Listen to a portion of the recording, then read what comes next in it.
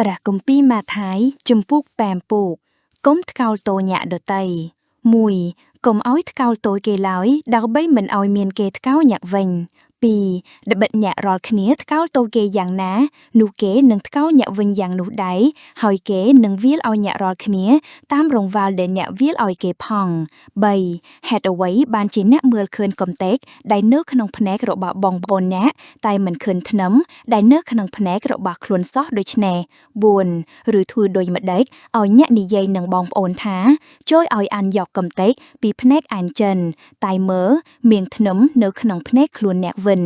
5ញាក់មៀងពុតអើយចូលយកធ្នឹមពីភ្នែករបស់ខ្លួនចិនជាមុនសិននោះតើបនឹងបានឃើញច្បាស់អាចនឹងយកកំទេចចិនពីភ្នែករបស់បងប្អូនអ្នកបានដែរ6កុំឲ្យរបស់បរិសុទ្ធដល់ឆ្កែឬបោះកែវមុខតារបស់ខ្លួននឹងមុខជ្រូកឡាយក្រែងវាជន់ឈ្លីរួចត្រឡប់ស្ទុះមកខ្វែកអ្នកវិញអំពីរបៀបដែលត្រូវអធិដ្ឋាន7ចូលសូមនោះតែងនឹងឲ្យមកអ្នកចូលរកនោះតែងនឹងឃើញចូលខុសនោះតែងនឹងបើកឲ្យញាក់8ត្បិតអស់ញាក់ណាដែលសូមនោះរមែងបានញាក់ណាដែលរកនោះរមែងឃើញហើយនឹងបើកឲ្យញាក់ណាដែលកុសដែរ9ក្នុងពួកញាក់រាល់គ្នាបើកូនសូមនំប៉័ងតើញៀនញាក់ណានឹងឲ្យថ្មដាល់វា10ឬបើវាសូមត្រីតើនឹងឲ្យពស់វិញឬអី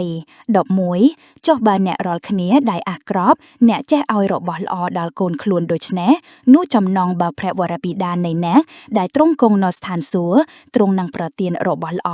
មកអស់អ្នកដែលសូមតើជាងអំបាលម៉ានទៅទៀតទ្វាចង្អៀត12ដូច្នេះអស់តាំងការអ្វីដែលញាក់រាល់គ្នាចង់ឲ្យមនុស្សលោកប្រព្រឹត្តនឹងខ្លួននោះត្រូវឲ្យញាក់ប្រព្រឹត្តនឹងគេដូច្នោះដែរត្បិតនេះឯងជាក្រឹតវិន័យហើយជាសេចក្តីទំនាយរបស់ពួកហោរា13ចូលឲ្យចូលតាមទ្វាចង្អៀតត្បិតទ្វាដែលនាំទៅឯសេចក្តីហិនវិនានោះធំហើយទូលាយថងក៏មានមនុស្សជាច្រើនដែលចូលតាមទ្វានោះ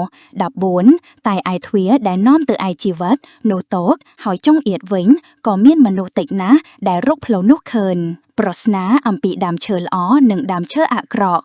15ចូលប្រយ័ត្ននឹងពួកគ្រូខ្លែងខ្លាយដែលគេមកឯអ្នករាល់គ្នាដោយពាក់រោមឈាមបំផ្លាញខ្លួនតែខាងក្នុងរបស់គេជាឆ្កែចចកដែលឈ្មោកស៊ីវិញ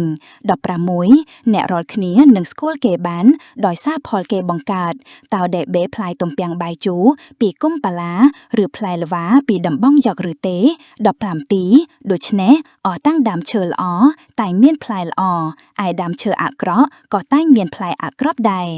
18ធម្មតាដើមឈើល្អមិនដែលបញ្ចេញផលអាក្រក់បានទេហើយដើមដែលអាក្រក់ក៏ពុំអាចបញ្ចេញផលល្អបានដែរ19អស់តាំងដើមឈើណាដែលមិនកើតផលផ្លែល្អនោះត្រូវតែកាប់បោះចោលទៅក្នុងភ្លើងចាញ់20ដូច្នេះអ្នករាល់គ្នានឹងស្គាល់គេបានគឺដោយសារផលគេបង្កើតសិស្សដ៏ពិតប្រាកដ21មិនមែនអស់អ្នកណាដែលគ្រាន់តែនិយាយមកខ្ញុំថាអោពេលអម្ចាស់អើយដែលនឹងចូលទៅក្នុងនគរស្ថានសួគ៌នោះទេគឺជាអស់ញាដែលធ្វើតាមព្រះហឫទ័យនៃព្រះវរបិតាដែលគង់នៅស្ថានសួគ៌វិញទេតា22នៅថ្ងៃនោះនឹងមានមនុស្សជាច្រើននិយាយមកខ្ញុំថាអោព្រះអម្ចាស់អើយតើយើងខ្ញុំមិនបានទាយដោយនៅព្រះនាមទ្រង់ហើយដេញអារក្សដោយនៅព្រះនាមទ្រង់ព្រមទាំងធ្វើការឫទ្ធិបារមីជាច្រើនដោយនៅព្រះនាមទ្រង់ទេឬអី23នោះខ្ញុំនឹងនិយាយដោយត្រង់ថាអញមិនដែលបានស្គាល់អញរាល់គ្នាទេណាពួកទៅតឹងច្បាប់អើយចូលថយចិនពីអញទៅប្រស្នាអំពីមនុស្សពីរញាក់សងផ្ទះ24ដូច្នេះអស់អ្នកណាដែលលើពាក្យរបស់ខ្ញុំទាំងនេះហើយប្រភេទតាមខ្ញុំនឹងធៀបញាក់នោះដូចជាមនុស្សប៉ិនប្រយ័ត្នដែលសង់ផ្ទះខ្លួននៅលើថ្ម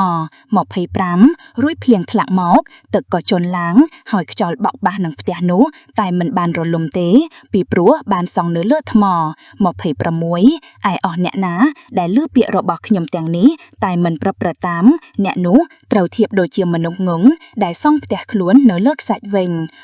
27រួចភ្លៀងធ្លាក់មកទឹកក៏ជន់ឡើងហើយខ្យល់បក់ប៉ះមកផ្ទះនោះក៏រលំទៅហើយមានការខូចខាតជាធំ28កាយព្រះយេស៊ូវទ្រង់មានព្រះបន្ទូលសេចក្តីទាំងនេះរួចហើយនោះបណ្ដាមនុស្សក៏នឹកប្លែកពីសេចក្តីដែលទ្រង់បង្រៀន25ពីព្រោះទ្រង់បង្រៀនដូចជាមានអំណាចមិនមែនដោយពួកអាចារ្យរបស់គេនោះ